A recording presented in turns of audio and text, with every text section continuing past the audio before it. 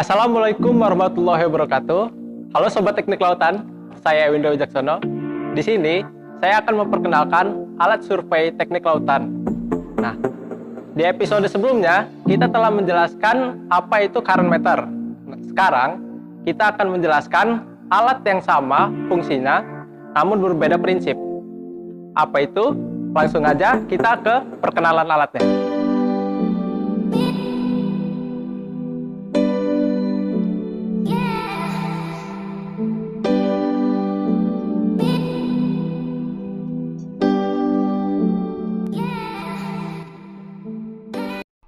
Oke Sobat Kelautan, di sini sudah ada alat survei untuk teknik lautan. Nah, sebelumnya saya ingin bertanya kepada Sobat Kelautan semua. Apa itu arus laut? Nah, arus laut itu merupakan perpindahan massa air dari suatu tempat atau posisi ke posisi lain. Nah, di sini sudah ada alatnya untuk mengukur arus laut tersebut. Ini namanya adalah ADCP. ADCP merupakan Acoustic Doppler Current Profiler. Jadi fungsi utama alat ini itu untuk mengukur arus laut. Nah, untuk alat ini memiliki fitur pressure gauge. Jadi itu untuk mengukur tekanan. Nah, fitur tambahan ini memperbolehkan kita untuk mengukur tinggi gelombang. Nah, di depan saya sudah ada alat-alat ADCP. Yang pertama, yaitu penutup karet. Jadi penutup karet ini digunakan untuk melindungi bagian ADCP dari gangguan-gangguan luar. Yang kedua, ada ADCP sendiri. ADCP sendiri dari perusahaan Teledyne dengan tipe Sentinel V50. Nah, di bagian atas terdapat bulatan-bulatan ini. Bulatan-bulatan ini merupakan beam. Jadi beam ini mengeluarkan gelombang akustik untuk mengukur arus laut. Di sini ada bulatan kecil, yaitu pressure gauge atau pengukur tekanan. Nah, dari pengukur tekanan ini kita dapat mengukur gelombang. Selanjutnya yaitu ada Teledyne Toolkit, yaitu gunanya untuk menyimpan spare part dan alat-alat untuk merancang ADCP ini sendiri. Selanjutnya ada belt ADCP. Nah, belt ADCP ini fungsinya untuk membantu dalam proses kalibrasi. Yang ini meja kalibrasi. Jadi meja kalibrasi ini gunanya untuk membantu dalam kalibrasi ADCP untuk mendapatkan akurasi data yang baik. Ada satu lagi alat yaitu penyangga ADCP. Penyangga ADCP itu untuk menyangga ADCP ini pada saat proses deploy. Sekarang kita ingin mulai persiapan alatnya ya. Jadi yang pertama, kita balik dulu ADCP-nya dan pastikan di bagian bawah sudah tertutup oleh penutup karet. Nah, sekarang kita buka bagian bawahnya dengan menggunakan kunci L ini.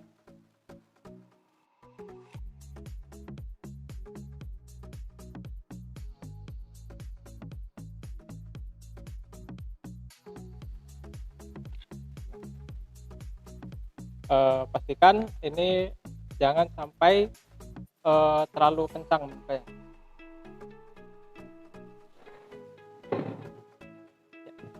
Ini. Selanjutnya kita membuka ini, menutup baterainya. Nah, ini simbol plus dan minus ini menunjukkan posisi baterai.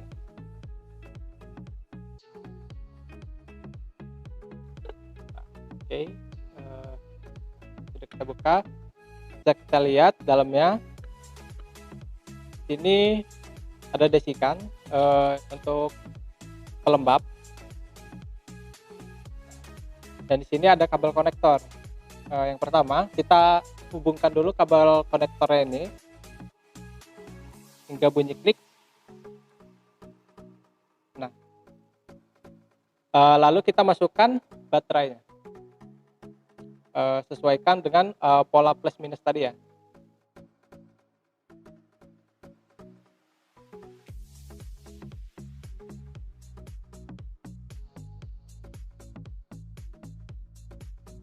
Nah, sudah.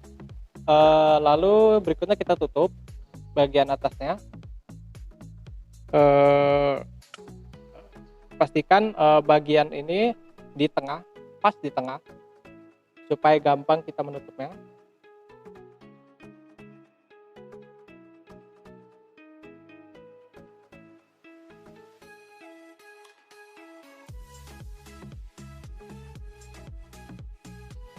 Pastikan menutupnya dengan kencang hingga sama rata dengan bagian ini, bagian putihnya.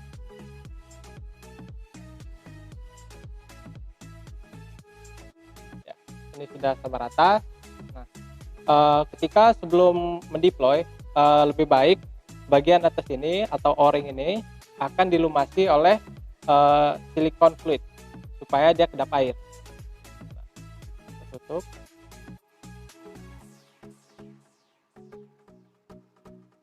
Akan pasang lagi dengan kunci tadi.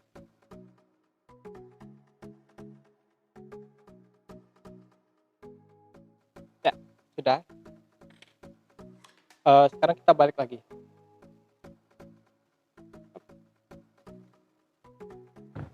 Ya. Sekarang untuk tahap berikutnya itu untuk melumasi bagian pressure di atas ini. Nah, karena ini kita tidak ingin mendeploynya langsung, jadi kita nggak usah buka. Jadi pertama itu kita buka bagian mur-mur ini, lalu dilumasi oleh silikon fluidnya agar kedap air. Oke, sekarang kita ingin menghubungkan ADCP ke laptop ini. Jadi yang pertama kita hidupkan dulu WiFi di sini. Ada lambang WiFi di sini. Kita tekan saja atau kita letakkan saya jari kita ke sini hingga berbunyi. Sudah itu kita hubungkan WiFi ADCP tersebut ke laptop ini. Nah, WiFi-nya itu namanya SP292. Nah, di sini kita connect saja. Jadi dari sini sudah saya connect, akan terhubung.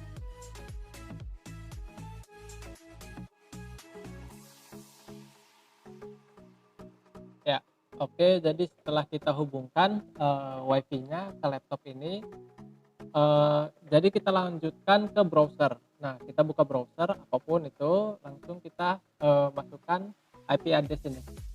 Jadi IP address-nya itu 192.168.0.2. Nah, setelah kita klik enter, maka kita akan dibawa ke penyetingan ini. Yang pertama kita ke set sampling strategy. Nah, ini sampling strategy ini untuk kita memasukkan strategi pengambilan data waktu saat deploy. Nah, yang pertama ke skenario. Jadi ke skenario ini kita pilih wave plus current, karena kita ingin menghitung mendapatkan data gelombang dan arusnya. Yang kedua kita ke bagian setting. Di sini ada ADCP depth, yaitu kedalaman ADCP-nya. Jadi kedalaman ADCP-nya ini lebih baik lebih dalamkan dari yang seharusnya. Misalkan kedalaman ADCP berada di 25 meter.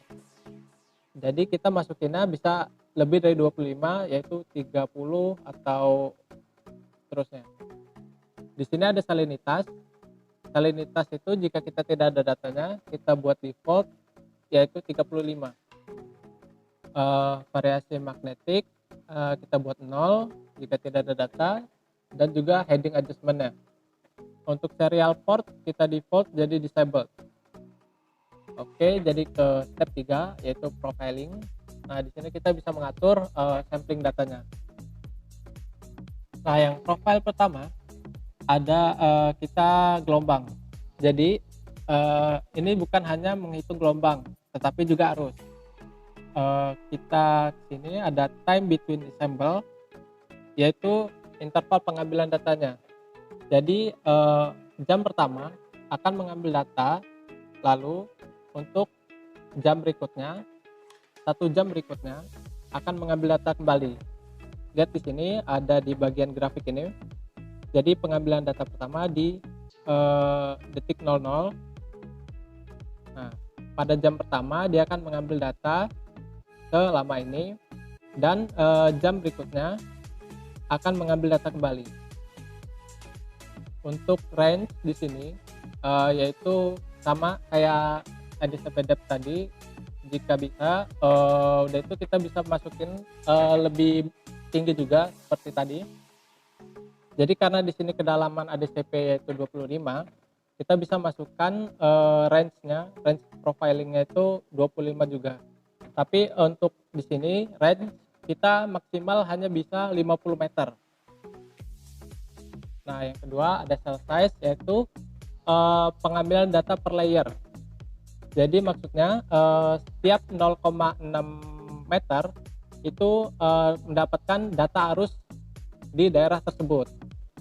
Nah, untuk yang blank, jadi blank ini daerah yang tidak mengambil data. Lebih tepatnya di bagian atas beam itu ada bagian kosong yang tidak akan diambil datanya.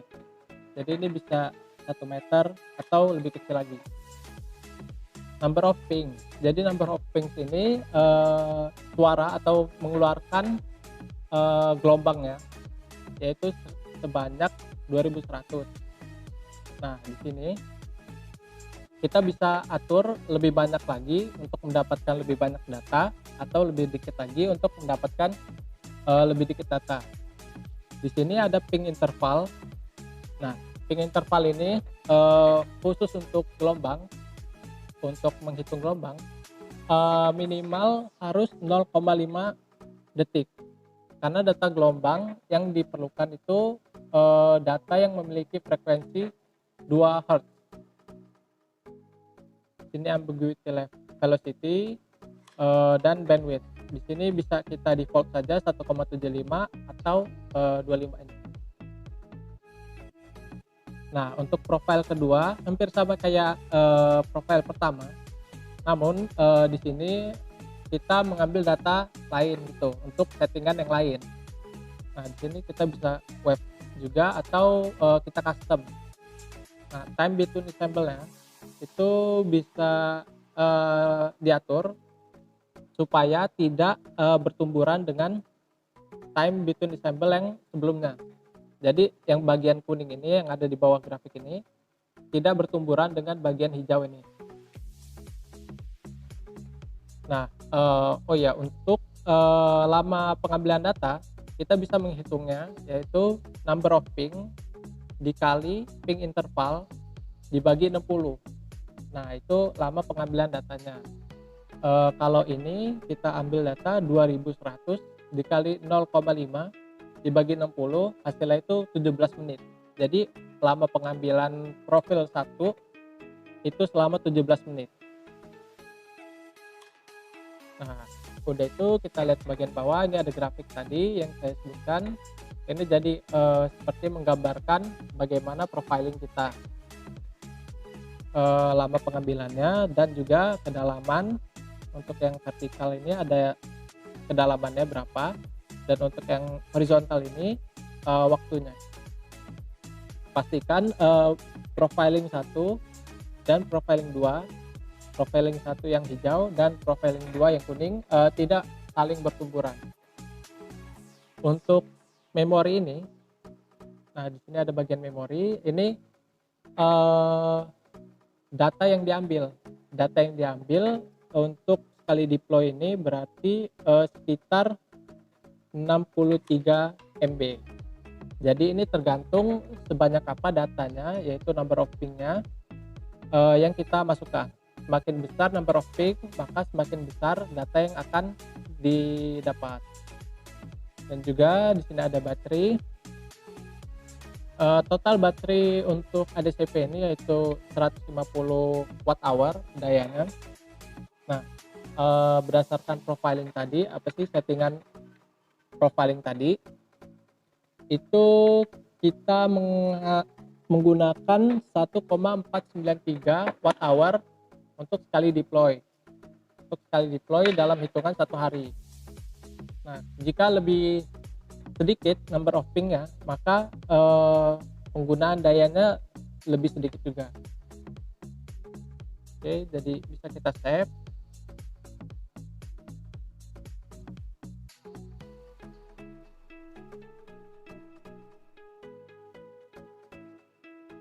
Nah, setelah di save, di sini kita bisa mereview sistemnya tadi, pengambilan datanya bagaimana.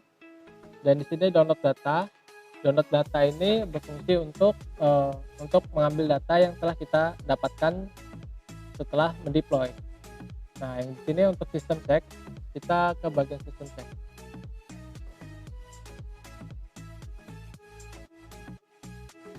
Nah, di sini sistem check ini untuk memastikan sistem bekerja dan juga mengupdate waktu pergantian baterai dan waktu kalibrasinya, dan mengecek sensor-sensor apakah berfungsi atau tidak. Ini update firmware, jadi kita lewati saja. Sistem built-in test. Nah, ini yang penting. Jadi bisa kita run di sini untuk mengecek sensor-sensor atau komponen-komponen dari ADCP ini bekerja atau tidak. Pastikan bahwa bagian ini akan berwarna hijau. Jadi kita running dulu.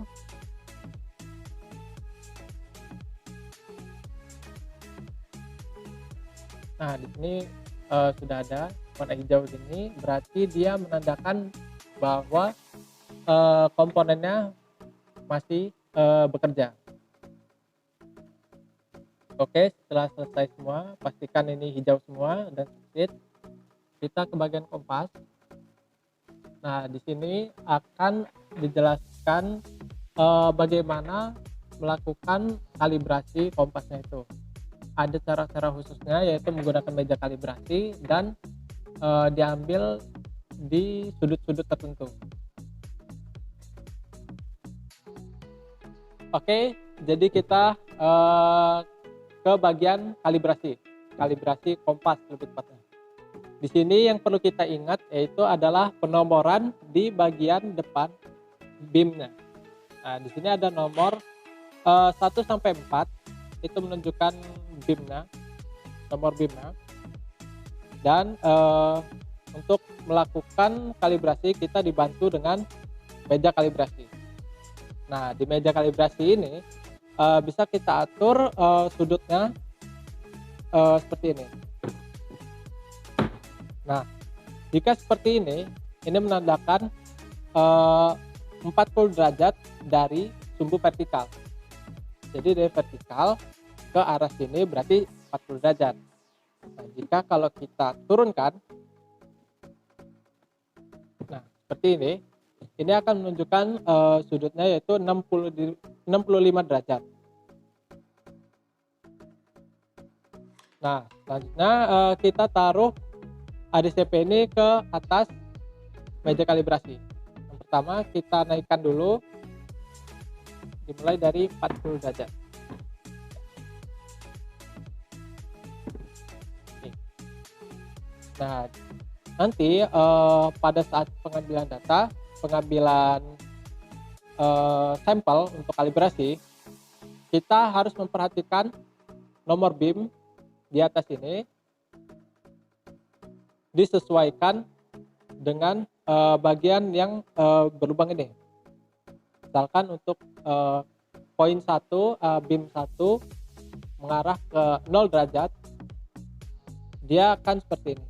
Jadi ini nomor 1 dan garis lurus dengan ini ke 0 derajat. Nah, 0 derajatnya itu bisa kemana saja, tidak harus ke utara, namun lebih baik ke utara. Nanti kalau misalkan sudah, kita klik take sampel, lalu kita putar ke BIM yang ditunjukkan oleh aplikasinya. Aplikasi pengaturnya.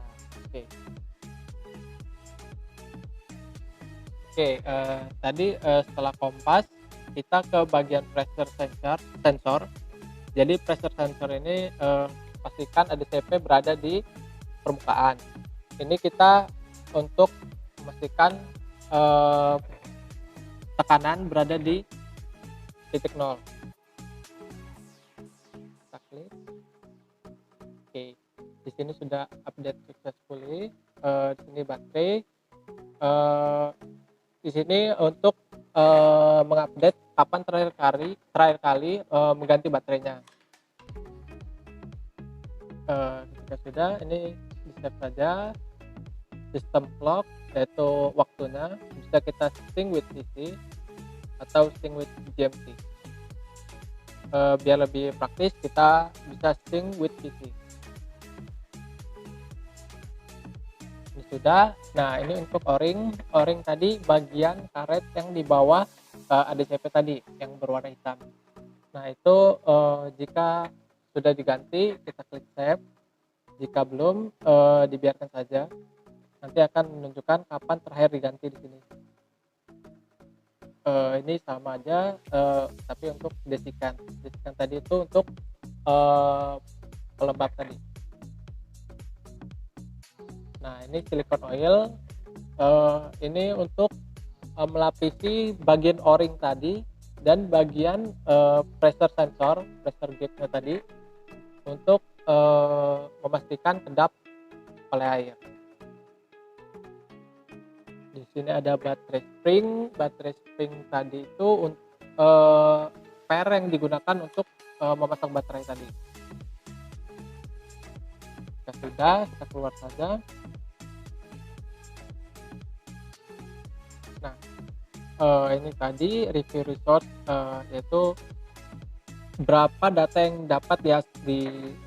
berapa besar data yang didapat selama satu kali deploy dalam waktu 1 hari, dan juga baterai total, penggunaan daya baterai. Sudah itu, jika ingin deploy, kita klik next saja. Nah, di sini kita dapat menentukan waktu deploy-nya. Kita bisa melakukannya sekarang. Jadi kalau sekarang atau now ini, jadi akan mulai mengambil data saat itu juga. Jika untuk later, akan mengambil data di waktu yang telah ditentukan. Jika sudah, kita klik deploy. Maka nanti proses pengambilan data akan dimulai saat itu juga atau nanti.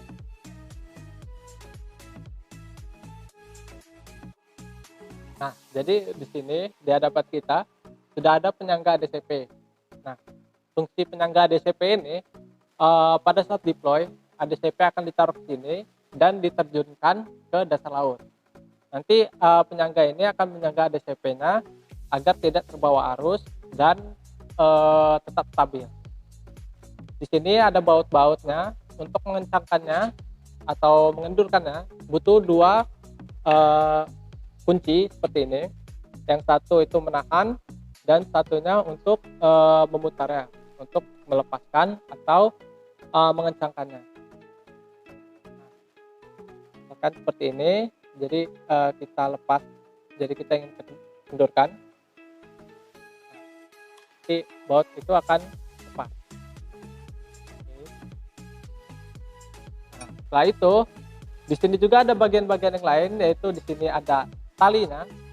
Tali ini sebisa mungkin diikat dengan kencang agar tidak putus saat di deploy. Karena untuk arus yang relatif lebih kencang itu dapat membahayakan ADCP-nya. Sebisa mungkin mengikatnya dengan kencang dan cukup talinya. Jadi untuk kedalaman berapa, tali ini harus pas atau melebihi supaya tidak tenggelam saat dipasang buoy nanti atau pelampungnya untuk menandakan penyangga ini. Nah, di sini juga akan dipasang pemberat supaya ADCP itu tidak terbawa arus. Nah, biasanya kita menggunakan pasir yang diisi ke karung beras sebanyak 3 buah dan ditaruh di atas ini, di atas penyangganya ini sebanyak 3 buah. Nah, sekarang untuk perawatannya biasanya penyangga DCP ini setelah diangkat dari saat deploy, dia akan dibasuh dengan air tawar supaya tidak cepat karatan. Nah, ini setelah kita melakukan deploy, bagian ADCP tadi terkena air laut. Setelah itu kita basuh saja dengan air tawar dan membersihkan pasir-pasir yang berada di sekat-sekat kecil ini. Udah itu kita melakukan pembongkaran lagi bagian bawahnya dan mencabut baterai serta mencabut kabel konektornya. Sudah itu dimasukkan desikan di dalamnya atau pelembab tadi. Seperti itu saja perawatannya. Mungkin sekian dari saya, Ewindra Wijaksono, untuk penjelasan ADCP kali ini. Wassalamualaikum warahmatullahi wabarakatuh.